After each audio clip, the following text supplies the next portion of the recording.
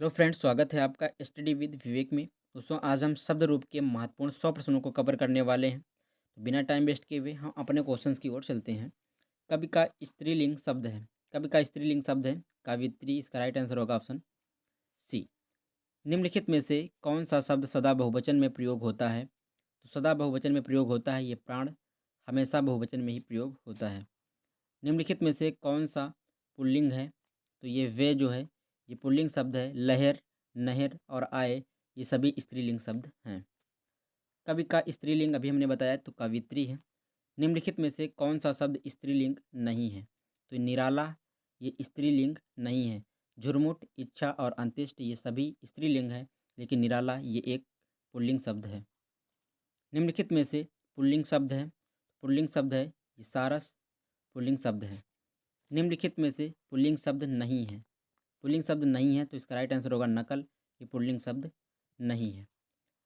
निम्नलिखित शब्दों में किस एक का लिंग परिवर्तन हिंदी भाषा में प्रचलित नहीं है? तो ये कोयल। कोयल का जो पुल्लिंग होता है मादा कोयल और कोयल होता है। निम्नलिखित शब्दों में कौन स्त्रीलिंग नहीं है? तो इसका राइट आंसर होगा ऑप्शन सी, पानी ये स्त्रीलिंग नहीं है। कारक के भेद होते हैं। तो कारक के 8 भेद होते हैं। कारक के 8 भेद होते हैं। निम्नांकित में से कौन सा शब्द स्त्रीलिंग नहीं है? तो ये दिन जो वर्ड है ये स्त्रीलिंग नहीं है। सुबह, सांझ और दोपहर ये सभी स्त्रीलिंग है। दिन पुल्लिंग शब्द होता है।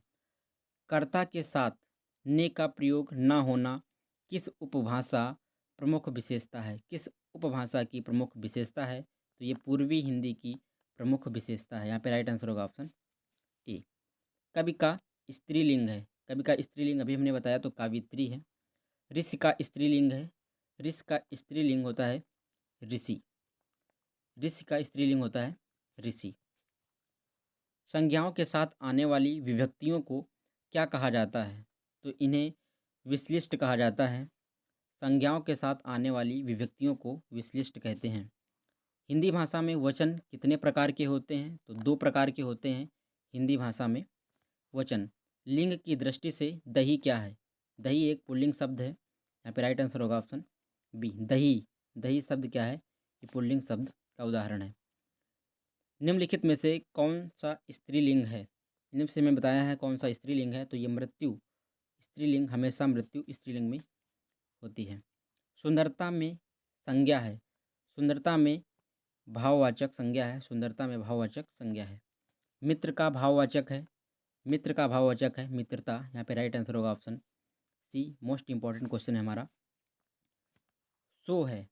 सो जो वर्ड है ये संबंध वाचक शब्द है सो। संज्ञा से बने विशेषण में से कौन सा अशुद्ध है? कौन सा अशुद्ध है? सुख सुखी होता है। दिन का दैनिक होता है। बंगाल का बंगाली होता है। धन का धनिक नहीं होता है। यहाँ पे राइट आंसर होगा ऑप्शन सी। अरे जरा इधर तो आ में कौन सा अव्यय है? इसमें विस्मयादि बोधक अव्यय है। यहाँ पे राइट आंसर होगा ऑप्शन सी। पुल्लिंग और स्त्रीलिंग में से कौन सा जोड़ा सही नहीं है? कौन सा जोड़ा सही नहीं है? यहाँ पे है मोटा का मोटी होता है, बिल्कुल सही है। धोबी का धोबिन होता है। तेली का तेलिन होता है। दाता का दात्री होता है। यहाँ पे दानी नहीं, दाता का दात्री होगा। यहाँ पे राइट आंसर होगा ऑप्शन सी। भूखे को अन्न दो और प्यासे को जल वाक्य किस प्रकार का कारक है? वाक्य में संप्रदान कारक है। भूखे को अन्न दो और प्यासे को जल दो, इसमें कौन सा कारक है? तो संप्रदान कारक है। इनमें से पुल्लिंग शब्द कौन सा है? तो पुल्लिंग शब्द हमें बताना है। इसमें से निरंतरता ये पुल्लिंग शब्द है। निम्नलिखित में से पुल्लिंग शब्द है तो वे जो पुल्लिंग शब्द है। यहाँ पे राइट आंसर ऑप्शन सी। निम्नलिखित शब्दों में से पुल्लिंग शब्द का चयन कीजिए। हमें पुल्लिंग बताना है। तो सूची पत्र ये पुल्लिंग शब्द है। गंगा, किताब और संसद ये सभी स्त्रीलिंग वर्ड हैं। सूची पत्र यहाँ पे पुल्लिंग शब्द है। कर्म कारक के लिए प्रयुक्त होने वाला चिन्ह है। कर्म के लिए को का प्रयोग होता है। यहाँ पे राइट आंसर होगा ऑप्शन डी। राष्ट्र की भावना संज्ञा है। राष्ट्र की भावना राष्ट्र की भाववाचक संज्ञा क्या होगी? तो ये राष्ट्रीयता होती कि राष्ट्र की भाववाचक संज्ञा। निम्न में से कौन सा कथन सत्य नहीं है? संस्कृत में 3 वचन होते हैं, बिल्कुल सही है। हिंदी में 2 वचन होते हैं, ये भी बिल्कुल सही है। हिंदी में 2 लिंग होते हैं, बिल्कुल सही है। संस्कृत में हिंदी की तरह 2 लिंग नहीं होते हैं। यहाँ पे राइट आंसर होगा ऑप्शन सी कि यही सत्य नहीं है।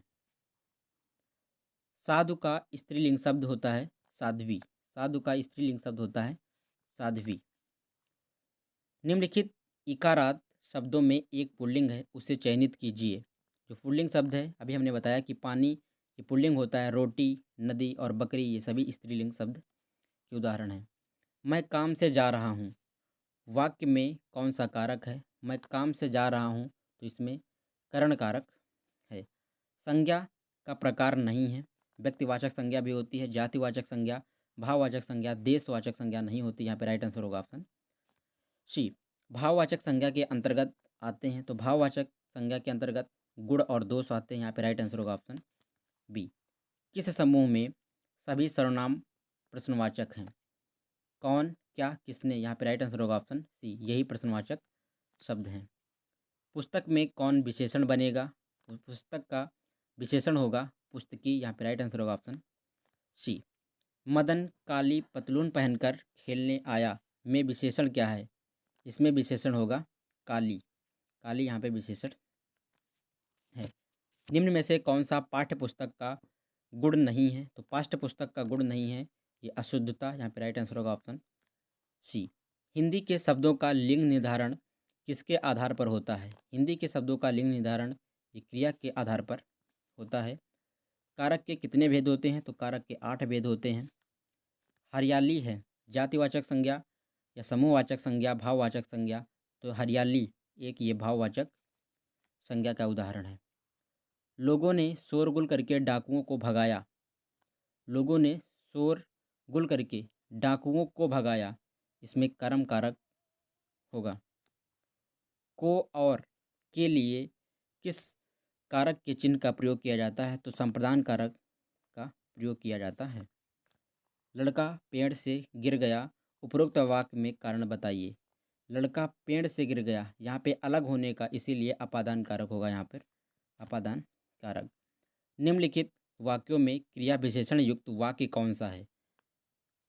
वह धीरे धीरे, हवा धीरे धीरे बह रही है। यहाँ पे धीरे धीरे ही क्रिया विशेषण युक्त एक उदाहरण है। यहाँ पे राइट आंसर होगा ऑप्शन सी।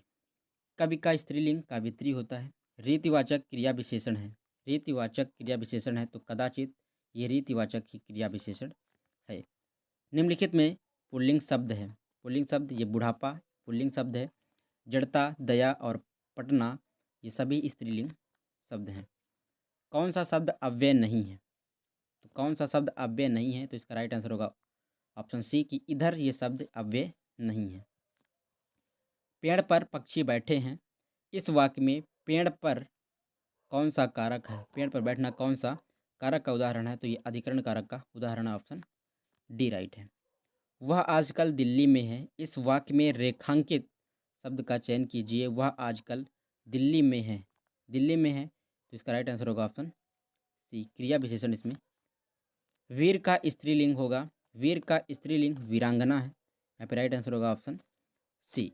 बुढ़ापा शब्द में कौन सी संज्ञा है? तो बुढ़ापा शब्द में ये भाववाचक संज्ञा है, ऑप्शन बी राइट है यहाँ पर। दाता शब्द का स्त्रीलिंग शब्द है। दाता शब्द का अभी हमने बताया था कि दाता शब्द का स्त्रीलिंग दात्री होता है। लड़का पेड़ से गिरा में कौन सा कारक है? लड़का पेड़ से गिरा यहाँ पे अलग हो रहा है, तो यहाँ पे कौन सा कारक होगा? अपादान कारक का उदाहरण है ये। निम्न शब्द में अधिकरण कारक का प्रयोग हुआ है। वहना रोड में अधिकरण कारक का प्रयोग हुआ है। को से किस कारक चिन्ह का बोध होता है? तो को से कर्म कारक का बोध होता है। यहाँ पे राइट आंसर होगा ऑप्शन ए। हे राम तुम कहाँ हो, वाक्य में कौन सा कारक है? तो इसमें संबोधन कारक है। हे राम तुम कहाँ हो, वाक्य में संबोधन कारक है। कर्म कारक का चिन्ह होता है।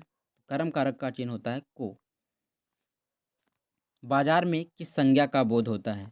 बाजार में समूहवाचक संज्ञा का बोध होता है दोस्तों। यहाँ पे ऑप्शन बी राइट है।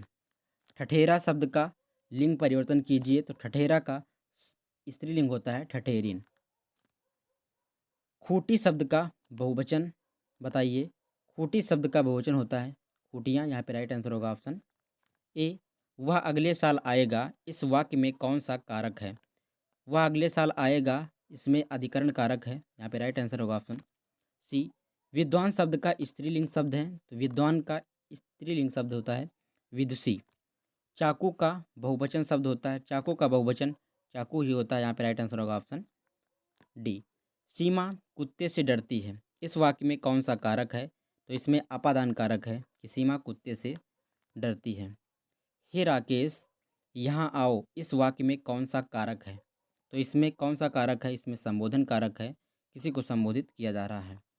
जो करेगा सो भरेगा रेखांकित शब्द क्या है? संबंधवाचक है। जो करेगा सो भरेगा, इसमें सो और जो ये क्या है? संबंधवाचक सर्वनाम है। गरीबों की सहायता करो, गरीब शब्द क्या है? ये गरीब शब्द एक जाति को दर्शाता है। यहाँ पे जातिवाचक संज्ञा है गरीब। निम्नलिखित में से कौन सी भाववाचक संज्ञा है? मित्रता ये भाववाचक संज्ञा का उदाहरण है। मुझे किस प्रकार का सर्वनाम है? मुझे ये उत्तम पुरुष का सर्वनाम है। कुर्सी पर मास्टर जी बैठे हैं, इस वाक्य में कुर्सी शब्द किस कारण में है? कुर्सी शब्द किस कारण में है? तो ये अधिकरण कारक में है कुर्सी शब्द। रमा विद्यालय से घर जाती है में कारक है। रमा विद्यालय से घर जाती है, तो इसमें अपादान कारक है। विद्यालय से और घर की दूरी को मापा गया है, अलग होने की संभावना को दर्शाया गया है। नायक शब्द का स्त्रीलिंग है, तो नायक शब्द का स्त्रीलिंग ये नायिका होता है। यहाँ पे राइट आंसर होगा ऑप्शन ए। राजा सेवक को कंबल देता है, वाक्य में रेखांकित पद में कौन सा कारक है? तो इसमें संपादन कारक है। यहाँ पे राइट आंसर होगा ऑप्शन सी। राम की गाय चरती है, वाक्य में कौन सा कारक है? राम की गाय चरती है, तो इसमें संबंध कारक है। वह लाचार है क्योंकि वह अंधा है, इस वाक्य में कौन सा अव्यय है? तो इसमें कारणवाचक है। इसका राइट आंसर होगा ऑप्शन डी। जातिवाचक संज्ञा शब्द है। जातिवाचक संज्ञा ये वकील एक जाति को दर्शाता है। यहाँ पे जातिवाचक संज्ञा है। निम्नलिखित विकल्पों में से किस विकल्प में सभी शब्द व्यक्तिवाचक संज्ञाएं हैं? व्यक्तिवाचक संज्ञा हैं, तो राम, रामचरितमानस और गंगा ये सभी व्यक्तिवाचक संज्ञाएं हैं। यहाँ पे राइट आंसर होगा ऑप्शन ए। वह अगले साल आएगा, इस वाक्य में कौन सा कारक है? वह अगले साल आएगा, इसमें अधिकरण कारक है। वेरी इंपॉर्टेंट क्वेश्चन है ये। मैं अपने आप वस्त्र साफ कर लेता हूँ, इस वाक्य में कौन सा सर्वनाम है? इसमें निजवाचक सर्वनाम है। मैं अपने आप मतलब कि मैं स्वयं वस्त्र साफ कर लेता हूँ, तो इसमें निजवाचक काम है। निम्नलिखित में से कौन पदबंध का भेद नहीं है? तो विशेषण पदबंध ये पदबंध का भेद नहीं है। निम्नलिखित में से कौन सा शब्द सदा बहुवचन में प्रयोग किया जाता है? तो ये प्राण शब्द है। अभी हमने बताया कि प्राण शब्द को हमेशा बहुवचन में ही प्रयोग किया जाता है। मैं 3 मिनट में आ रहा हूँ में कौन सा कारक है? मैं 3 मिनट में आ रहा हूँ, इसमें संप्रदान कारक है। वेरी इंपॉर्टेंट क्वेश्चन है कि मैं 3 मिनट में आ रहा हूँ, इस शब्द में कौन सा कारक है? तो संप्रदान कारक है। बुढ़ापा एक प्रकार का अभिशाप है, रेखांकित शब्द की संज्ञा बताइए। कौन सा इसका राइट आंसर होगा? Option B. ये बुढ़ापा एक भाववाचक संज्ञा को दर्शाया गया है इसमें। वृक्षों से पत्ते झड़ते हैं में कौन सा कारक है? तो इसमें अपादान कारक है। वृक्षों से पत्ते झड़ते हैं में कारक कौन सा है? तो ये अपादान कारक है। विद्वान शब्द का स्त्रीलिंग विदुषी होता है, अभी हमने बताया। राज्यपाल में कौन सा शब्द कौन सा संज्ञा है? राज्यपाल में एक जातिवाचक संज्ञा है, क्योंकि जातिवाचक संज्ञा एक राज्यपाल ये वर्ड है, ये स्त्री भी हो सकती है और पुरुष भी हो सकता है। यहाँ पर राइट आंसर होगा ऑप्शन सी, एक जाति को दर्शाता है ये। वधु का बहुवचन क्या है? वधु का बहुवचन वधुवे हैं। यहाँ पे राइट आंसर होगा ऑप्शन सी। भरोसे में शब्द का कौन सा रूप है? भरोसों में ये संबंध बोधक का रूप है। इसका राइट आंसर होगा ऑप्शन सी। कोई आ रहा है, वाक्य में कोई किस प्रकार का सर्वनाम है? कोई आ रहा है, तो ये एक अनिश्चयवाचक सर्वनाम का उदाहरण है कि कोई आ रहा है, पता नहीं है कि कौन आ रहा है, इसीलिए अनिश्चयवाचक है। बच्चे बस से पाठशाला जाते हैं, इस वाक्य में कौन सा कारक है? बच्चे बस से पाठशाला जाते हैं, तो इसमें करण कारक है। निम्न में से पुल्लिंग शब्द है, इनमें से बताना है हमें पुल्लिंग शब्द कौन है? तो गीत एक पुल्लिंग शब्द है, रात बात और मात ये सभी स्त्रीलिंग शब्द के उदाहरण हैं। राम ने सुरेश के साथ मित्रता का निर्वाह किया, इसमें कौन सी भाववाचक संज्ञा है? तो इसका राइट आंसर है मित्रता, इसमें भाववाचक संज्ञा है। चूहा बिल से बाहर निकला में कौन सा कारक है? चूहा बिल से बाहर निकला में अपादान कारक है, यहाँ पे राइट आंसर होगा ऑप्शन बी। ठीक समय पर आ जाना में कौन सा कारक है? ठीक समय पर आ जाना में अधिकरण कारक है, इसका राइट आंसर होगा ऑप्शन डी। वह लड़का वह बहुत अच्छा लड़का है में वह में कौन सा सर्वनाम है? एक वह में निश्चयवाचक सर्वनाम है। वह एक अच्छा लड़का है, एक निश्चय के साथ कहा जा रहा है कि वह एक अच्छा लड़का है। परिमाणवाचक क्रिया विशेषण अव्यय है, तो ये सर्वदा, इसका राइट आंसर होगा ऑप्शन ए। वाक्य में प्रयुक्त शब्द क्या कहलाता है? वाक्य में प्रयुक्त शब्द ये शब्द रूप कहलाता है। मोस्ट इंपॉर्टेंट क्वेश्चन है। हर भाषा में शब्दों से शब्द रूप बनने वाले प्रत्ययों को क्या कहा जाता है? तो इन्हें मूल साधक और शब्द साधक भी कहा जाता है। यहाँ पे राइट आंसर होगा ऑप्शन सी।